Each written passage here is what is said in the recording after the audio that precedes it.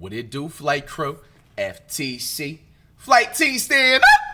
Why you lie is July.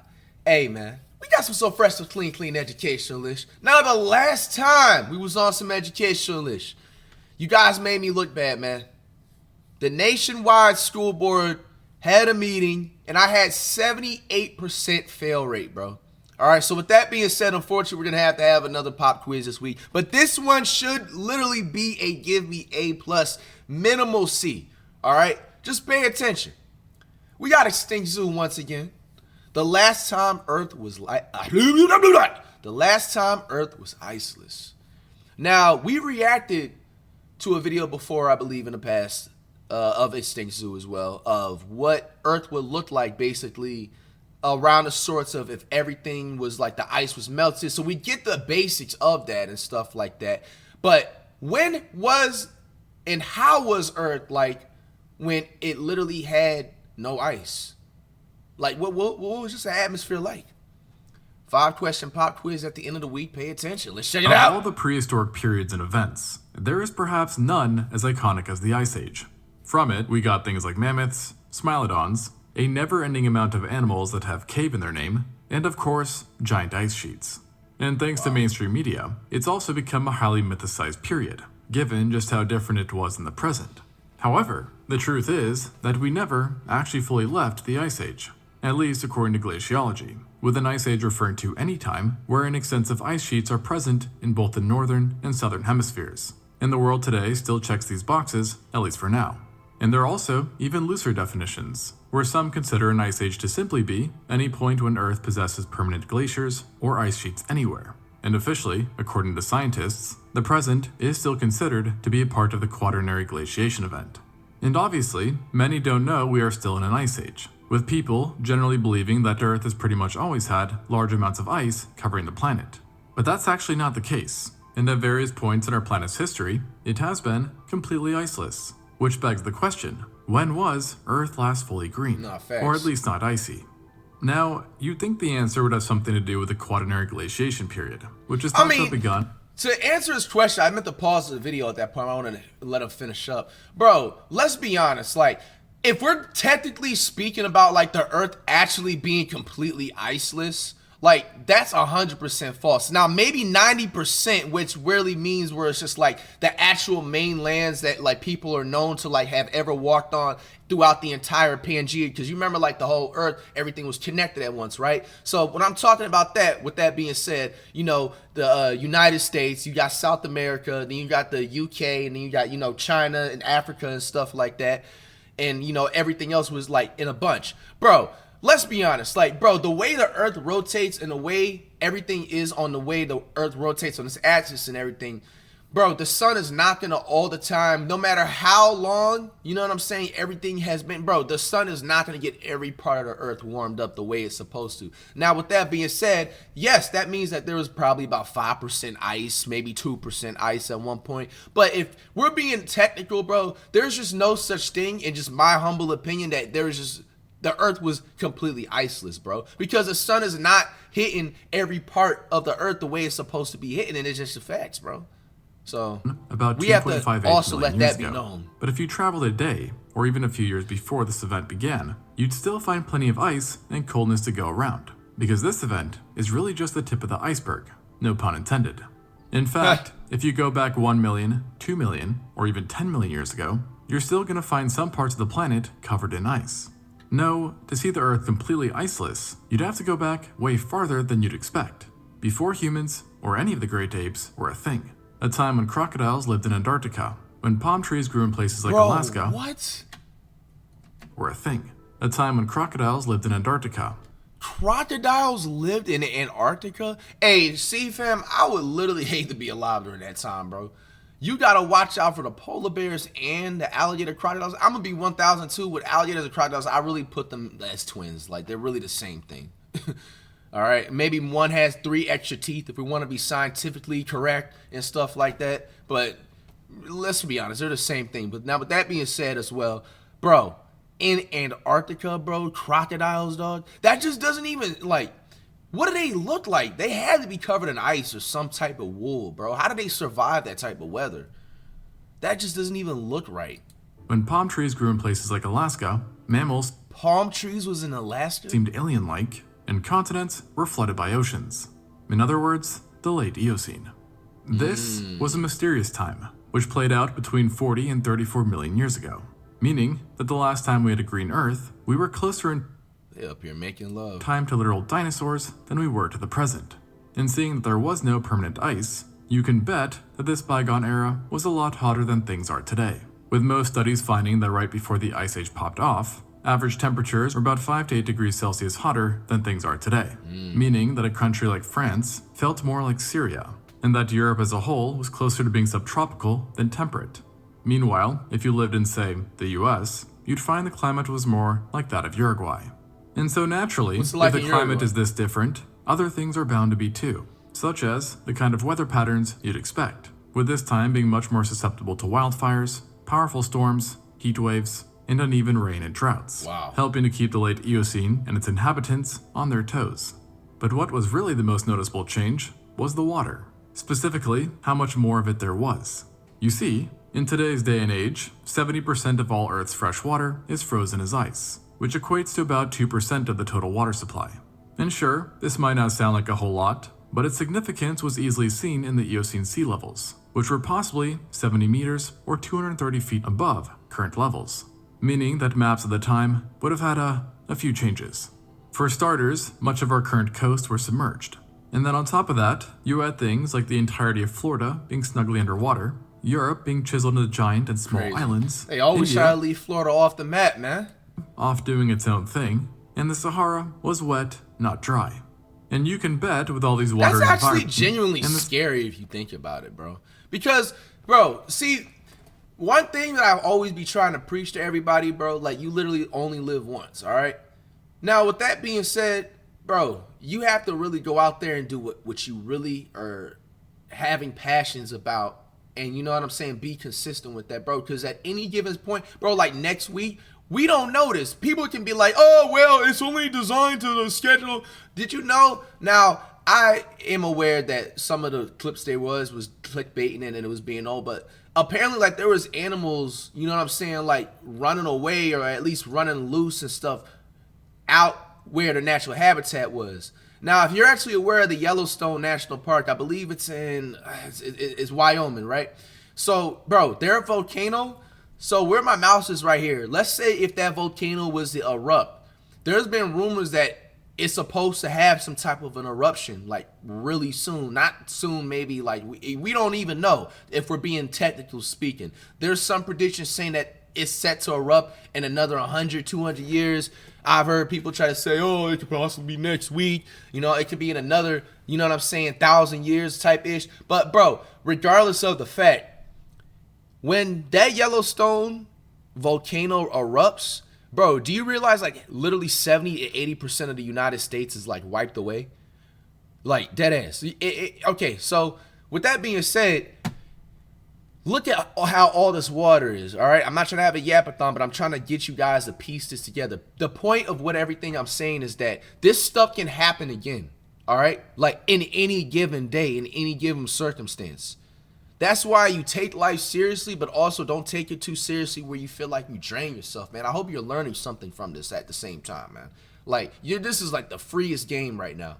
This can happen tomorrow. This can happen next week. This can happen next month at any given time. A whole bunch of water can just start flooding randomly, all right? You know what I'm saying? Like, look at this, bro. And I've already told you guys that Pangea is already set to happen again because, look, you see how everything was all close together in a clump at one point and it's shifting apart? Bro, it's going to come back around. Now, that's going to be set for maybe about low ball 200,000 years, but it's going to eventually happen again, bro. Everybody at one point was able to drive everywhere they wanted without having to take a flight. Facts.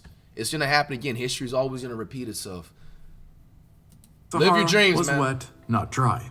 And you can bet with all these watery environments and warmer temperatures that the fishing was or would have been good, yet at the same time, exceedingly dangerous, as it was in these waters that Earth's ultimate predators at the time were lurking.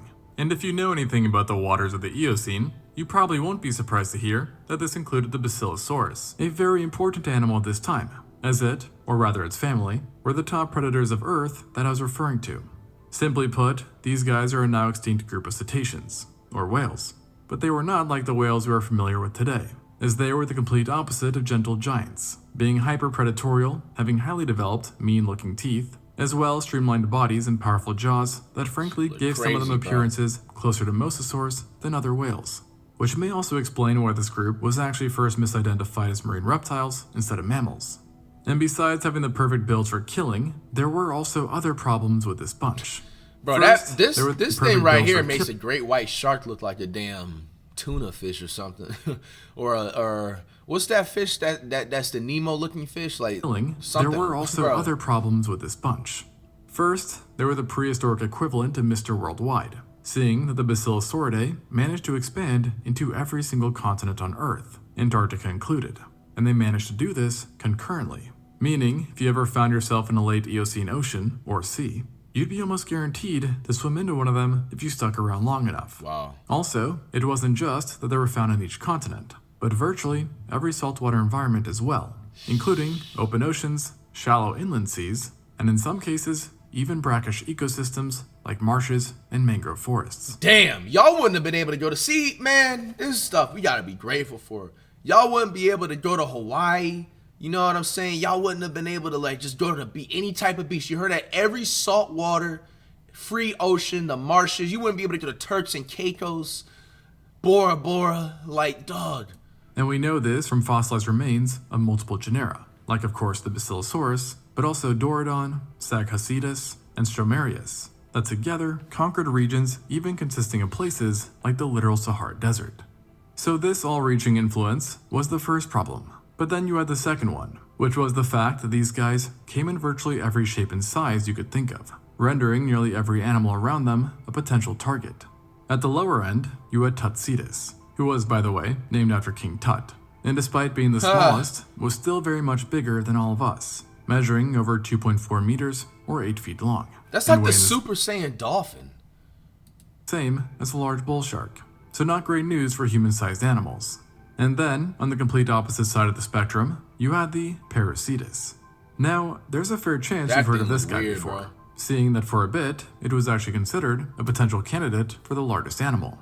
And not just of its time, but of all time, with initial estimates giving it a weight of 340 tons, which just to put that into perspective, would be like smashing together 7 tanks and then giving it a tail. And the crazy thing is, that it wasn't actually that long, being only 20 meters or 65.6 feet. Meaning that it was closer in length to a whale shark than to a blue whale, so a very serious chunkster. Now this being said, it has turned out that these original estimates were way off, but it is still the largest Basilosauridae, and animal at that, from the entire Eocene, with estimates now standing around 35 to 50 tons. And ironically, despite being the biggest, it was also likely the friendliest, at least to larger animals, as due to its chunky nature, the Parasitus was actually quite slow and unable to move freely, most likely having trouble adjusting its depth, and therefore probably spending most of its life in shallow water feasting on benthic animals, instead of being a giant killer. Although, even with Parasitus out of the way, there was indeed another Basilosauridae who was both huge and bloodthirsty. Damn! And that was of course the Basilosaurus, who measured up to 18 meters or 60 feet long. So think humpback whale, just 10 times scarier and streamlined, with its weight being about 15 tons, while also being an absolute speedster, allowing for a very active... so this means basically like when the Earth was last time iceless, you had 100% like fatality rate if you just jumped in the ocean. Like there was just no, it was a no-fly zone basically if we're thinking about it, bro. Lifestyle, where the Basilosaurus fed on virtually anything it wanted, including sharks, large fish, and other marine mammals, including its own kind, such as the Dorodon. A fact we know based off of stomach contents and preserved bite marks on multiple different Dorodon specimens, with most studies even finding that other whales were actually this creature's main food source. And so obviously, considering that it hunted whales, it would have needed quite the bite. And let's just say it had one, having a chomp that registered some 20,000 newtons, which is enough, by the way, to shatter concrete under the right conditions. What? And this bite force would have been delivered... Bro, do y'all hear that? Bro, do you know how hard concrete is, dog? through dozens of giant teeth that came in many different types, but could overall be described as sharp, robust, and pointed. Bro, like each of its tooth is like the size of a machete, bro. Like to pierce, crush, and then chew, yes, chew, their prey into paste. And so with all these what? Into paste? traits combined, it's not surprising that this beast was able to hold quite the range, being found in North Africa. But my thing is that, I mean, I'm grateful for them niggas to be gone. Like, I thought the Megalodon was the scariest one. It still, to me, low-key is. Because I ain't, no glaze. Bro, I gotta be the first nigga to ever glaze a fish right now. Bro, bro, let's be honest. The Megalodon has, like, the most aura out of any prehistoric fish. If we're talking about fish, I believe the Megalodon has the most aura out of all of them. Now, with that being said, bro, how, if we're thinking about it, did it get to a point in time, did these types of animals, now, when everything I'm saying, I'm grateful that these animals don't exist no more, because y'all should be grateful, because y'all wouldn't be able to go swimming at all, unless it's a pool. All right? How did these animals that are in the water get extinct? Because water has always been around, if we're thinking about it. Now, does it come to a point in time maybe they didn't know how to, like, mate correctly? If you think about it. Were they not meant to breed, if it makes sense? Because how do we have a lot of other fish and things like even alligators and crocodiles? Alligators and crocodiles was like ants compared to these animals, but they still lived and survived through each and everything. Even if we're thinking about like a small insect, like an ant, it's like, why was the ant chosen to survive through everything, but these animals weren't? Now, I'd rather take an ant surviving than these damn whatchamacallit animals right here any day North of the week. America, But I'm just and asking. various parts of Asia. I just want answers. Now, the Basilosaurus And North on top Africa, of that, North America, and various look, parts of Asia. they was available in all these areas. You know what I'm saying? That's like a wide variety of like. Now, the Basilosauridae were ultimately a big part of what set Iceless Earth apart, but they are for sure not the only lost relics from the time, for other oddities and monstrosities called the water's home. And this, of course, included multiple sharks, including one very peculiar genus, which is named the Otodus. Now this might not ring a bell for you, but the Otodus is actually the very same genus which gave rise to the Megalodon. Albeit the Megalodon's time would have to wait a bit, as it had yet to evolve. Instead, the species of Otodus swimming around was the Arcuatus, a shark that was giant within its own right, being capable of growing to 9.5 meters or 31 feet long, making it comparable to the biggest killer whales on record. And considering that, it probably won't be shocking to hear then that this Jaws was yet another apex predator of the time, who utilized a giant mouth and razor-sharp teeth to shred animals into pieces. Why doing a flight reacts laugh, bruh? And this ferocity and size allowed it to enjoy quite the global range, just like the Basilosaurus, being found in Europe, the US, Asia, and even Antarctica. And then just as a cherry on top, there's even a good chance that there was another Otodus species lurking around as well, an even bigger one at that, the Obliquus, which in some cases could crack 12 meters or 39 feet, making it more comparable not to killer whales, but to large whale sharks. In other words, you'd probably want to bring a bucket of popcorn with you to the late Eocene, as giant sharks versus giant predatory whales probably went down at least once or twice. And though they are in many ways changed, sharks and whales today are still doing just fine. But not everything that was around back then has fared so well, and perhaps for the better, as the late Eocene's warmer temperatures supported many other creepy creatures as well, but one perhaps more than others, namely giant sea serpents. Now yes, we have sea snakes today, but thankfully they are not huge, nor are they too interested in us. But during the late Eocene, I don't know if you could have said the same thing, as back then, they were absolute units, best demonstrated by the Paleophidae, an entire family of extinct marine snakes that were uncomfortably large, as in the largest water snakes of all time. The two biggest were Pteris Venus and Paleophis, with the former having been the smaller of the two, measuring 5.7 meters or 19 feet, which already makes it on par with some of the largest snakes of today.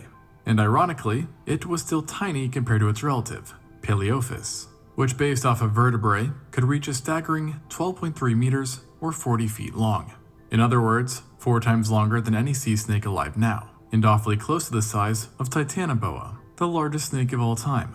And for now, it's actually considered to be the 3rd largest identified snake ever.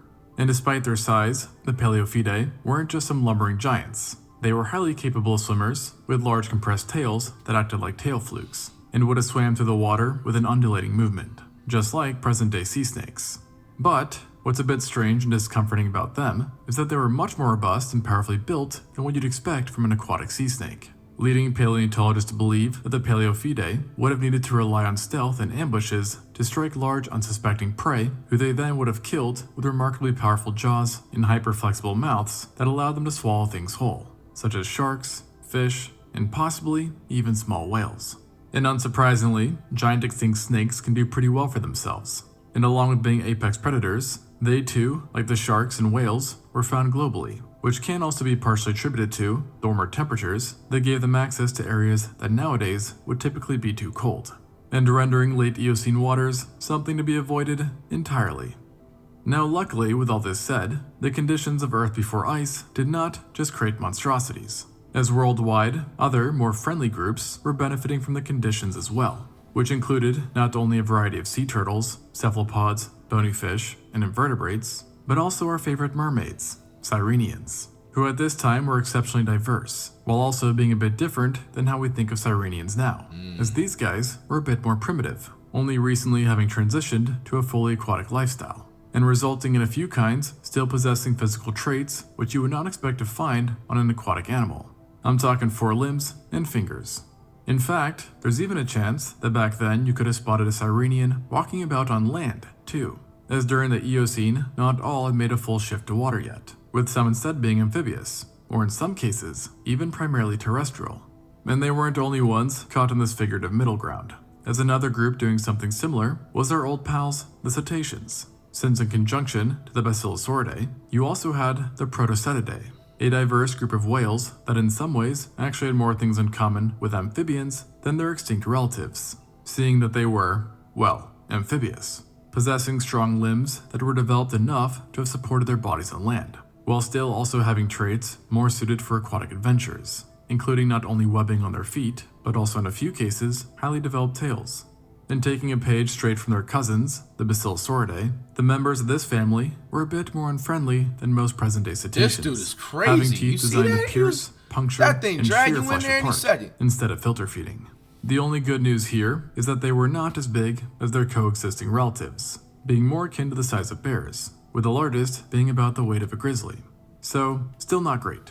And when you take this into account, you'll also realize that not only was getting killed by a whale in the Sahara a possibility back then, but so was getting chased by whales on land. Probably not something you had on your time-traveling bingo card. Now, the presence of whales and Sirenians on land is granted very strange, yet it actually sets a good tone for the surface, which like the oceans was completely different back then. And this included not only the animals, but also the landscape itself, as the warmer and generally more humid climate resulted in tropical forests, open woodlands, and deciduous forests being the dominant ecosystems, allowing for both new walks of life and the continued existence of archaic groups. Additionally, thanks to both these conditions and the fact that Earth at this point had time to recover from the KT extinction event, creatures were on average larger than before too. And there was one cohort of mammals in particular that were kicking butt in the large game department, the ungulates. Now ungulates are nothing new, and we generally know them as hoofed animals, so think horses, giraffes, and rhinos. And although none of these 3 existed yet in a modern sense, the ancient Eocene ungulates could actually look a bit like their future descendants, which is nicely showcased by the Brontotheres, who were also among the first mammals on land to crack the several tons mark. Superficially resembling rhinos, these perissodactyls operated a bit like them as well, sporting horns that were not made of keratin but straight bones, and in some specimens had various growths, suggesting that these herbivores utilized them for smacking things with their head, which would have been a very formidable attack when you realize that a few could weigh over 4 tons. And during their existence, Brontotheres would have been one of the most common sights on the surface. Yet they were only one part of a larger trend, which I like to refer to as rhinification, as multiple other mammalian families were rocking similar body plans, with perhaps the next most successful example having been the embrythopods, in order that despite still holding true to rhino shape, were actually more related to Sirenians. They were also larger than Brontotheres, with some species weighing more than 4.5 tons, which just to put that into perspective, is similar to the weight of a small adult Asian elephant. And together, these two groups would have constituted a good portion of the large terrestrial animals. But ultimately, this was a three musketeer situation, as you absolutely cannot forget about the early proboscideans, i.e., the group that would one day become elephants, who were also undergoing their very own growth spurt. Bro, an elephant And though they were running up undeniably on you big, like that? they were Scary, not the boy. biggest terrestrial animals just yet, with a few not even standing above your shoulder. But their time would eventually come. And given that you are watching this video, you should also be able to piece together that us primates would also one day pop off. But ironically, despite not having any 200 IQ members yet, primates were actually doing in some ways better during Iceless Earth than now, as our diversity back then was off the charts, mainly due to the higher presence of forests. And of course, more forests means more monkey. And along with our own kind, other small critters reap the benefits from these forests as well, including a variety of rodents, insectivores, and modest parasitactyls, who are simply ungulates that had an odd number of toes. And overall, these long-gone days were An truly odd integral number for of mammals, toes? leading to both growth and massive amounts of diversity. And while perhaps they could be called kings of the planet, I should mention that they certainly did not go unchallenged, because even though the Cenozoic is known as the age of mammals, it was during this time that reptiles were putting up a good fight as well, trying to hold onto their crown as the rulers of Earth. And given that most reptiles are, well, cold-blooded, they were also enjoying a power-up from the warmer temperatures. However, they had no interest in the roles of large herbivores, instead evolving to become highly successful carnivores, who in a few cases became the respective region's apex predators. Among them were the notorious forest rakids, a group of flightless killer land birds who possessed robust deadly beaks and could grow to sizes that made even big bird look like small bird. Sheesh. And meanwhile, other birds were doing just fine as well, with both giant penguins and titanic flyers both being very real possibilities to witness on any late Eocene safari. And though the birds of old were indeed threats to human-sized animals, I would probably not tell a time traveler to worry about them the most, as they had another big problem, as it was really another reptilian group that was far more scary and lethal, the Sebecidae. This was a family of crocodilomorphs that had been around since the late Cretaceous, but who had only really found their rhythm following the dinosaurs' demise, which partially led to them becoming the top dogs of the Eocene, and the largest land predators back then. Now superficially, I'd probably describe them as crocodiles who looked like they were better at running than swimming. And they actually were, with each member being both terrestrial and carnivorous, while also having laterally compressed pointed serrated teeth, traits you tend to see more in large theropods, not crocs. And these teeth alone made the Sebecids menaces to society. But just for funsies, they also evolved the added bonus of being absolute giants.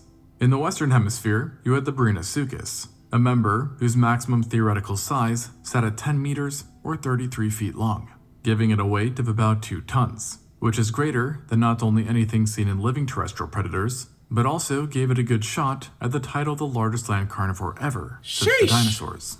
And then, at the exact same moment that it was kicking, you also had the Dentanosuchus to the east, who was slightly smaller at 4 meters or 13 feet, while also weighing 1 ton. Yet this was still big enough to give it the title of the largest Cenozoic predator that Europe has seen so far. And the really bad news about all of this is that on top of being larger than most other animals, the Sebecids were also crazily robust, leading paleontologists to believe that they were quite good at killing the small handful of things that outsized them.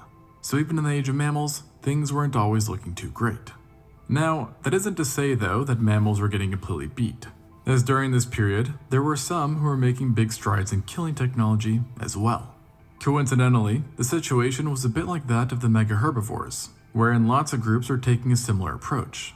Except, instead of rhinification, the trend for carnivores was evolving proportionally massive heads and jaws that could dish out catastrophic damage, which is easily demonstrated by multiple groups, such as the hyenodonts, bear dogs, Mesonychidae, and the iconic kelp groups, such as the hyenodonts, bear dogs. Bear dog? What the hell type of mutant ass looking shit? Bro, what the hell is this? Bro, you know what this remind me of? I never read none of the books one time, but I always thought some of the artwork kind of look unique. You know that book series called Goosebumps? Just look at it right now. It's just like a picture frame of just like, I don't even know what the whole theme of this stuff is about, but they're just like evolutionalizing and evolving through. But bro, a bear dog? Bro, can you imagine if niggas start breeding this? Like, bro, They probably charge this thing probably like 100 bands, bro. A bear dog is crazy. Mesonychidae, I ain't even and the know half these iconic hell animals pigs, who are on average the largest of the bunch, sometimes being the biggest mammals in a given ecosystem. What the hell is and the this general supposed to shift of be? the bunch, sometimes being This is like supposed to be a crocodile and a horse. Crocodile, the man. biggest mammals in a given ecosystem. And the general shift towards being a deadly bobblehead was partially the result of predators at the time favoring power over speed and ambush over pursuit, as well as just based on the fact that they were slightly more primitive overall. Albeit, there were some mammalian predators who were also more derived, such as the Sparassodonts and Nimravidae, the latter of which are also known as the false saber-toothed cats, for the fact that they, well, weren't cats, but still had saber teeth and evolved sizes and shapes that were remarkably similar to what's seen in extant felines, with the biggest of them being about the size of a lion. And in many cases, it was these mammal groups that I just mentioned who were competing with the top reptiles, that mind you, also included terrestrial snakes, representing just about the closest time where Earth's dominion was split between mammals and reptiles, at least in a certain sense. And who knows how things would have turned out if it wasn't for that pesky ice, which ultimately threw a wrench in how things played out. As stated, the late Eocene was warmer than present, but it had been experiencing a cooling trend, one that exploded roughly 34 million years ago, during the transition between the Eocene and the Oligocene, and it was all Antarctica's fault. Now, there were other factors involved, like lowering carbon dioxide levels, yet things only really switched up after Antarctica decided it did not like Australia anymore, with it drifting ever more southwards and finally breaking up with Australia, turning it into a single continent. And this was a problem, as this isolation created new passages between Antarctica and its old neighbors, which resulted in the very important circumpolar current, which simply put is a major current of freezing water that surrounds the continent, blocking not only warm water from reaching it, but also absorbing carbon dioxide.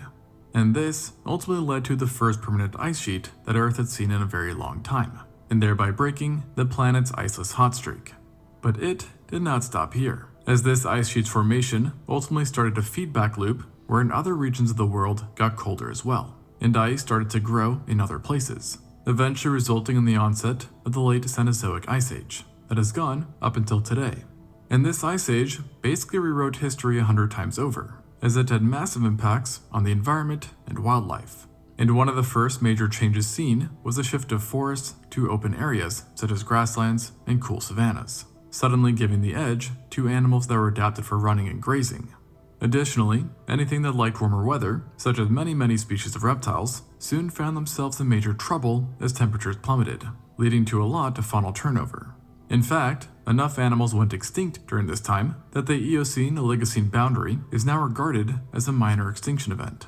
And some of the more notable losses included our friends the Basilosauridae, Brontotheres, many early primates, and a heap load of reptiles, with even many of the surviving reptilians also suffering a massive restriction in range. On the bright side though, it was around now that many modern lineages of mammals got their start, with their behaviors also being influenced by the Ice Age, as colder temperatures typically led to things like thicker fur, hibernation, migration, and seasonal breeding. But this all leads to one final question. Since the ice, and thus Ice Age, has stuck around for the most part, will it continue to do so? And the answer is almost certainly not, although the specific timeline is not crystal clear, or should I say ice clear.